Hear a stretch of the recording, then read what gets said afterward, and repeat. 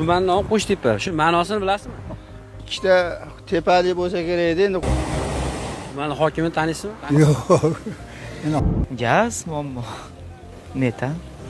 Qo'shtepa Farg'ona viloyatining tumanlaridan biri.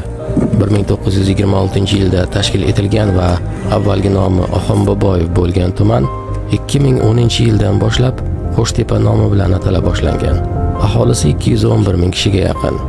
Biz qo'shtepaliklardan tuman nega bunday nomlanishini so'radik. Qo'shtepa endi qo'yilgani ma'nosini bilmayman. Qo'shtepa ikkita tepalik bo'lganligi uchun o'sha Qo'shtepa nomiga o'shanda to'xtatilgan.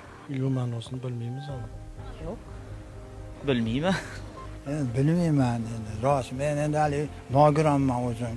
narx-navolar oshyapti. Svetni chegaralab qo'yildi. Ortig'iga ko'p to'lashyapti. Baribir gapirgan bilan sizlar nima hal bo'ladi, jon aka? Nevaralar bog'chaga borishga qiynalyapti. Bog'cha yo'q. Salva o'ttacha aka. Asfalt bilan suvda qiyinchilik hozir. Harakat qilgan odamda muammo bo'lmaydi. Xo'sh, qo'shtepaliklar o'z hokimlarini taniydilarmi? Tumanda hokimni almashuvdi-yu, gaplashganimiz yo'q. Yangi bo'ldi, men ko'rmaganman. Oldingisini tanirdim. Tuman hokimi Alisher Bunnasayev, familiyasini bilmayman.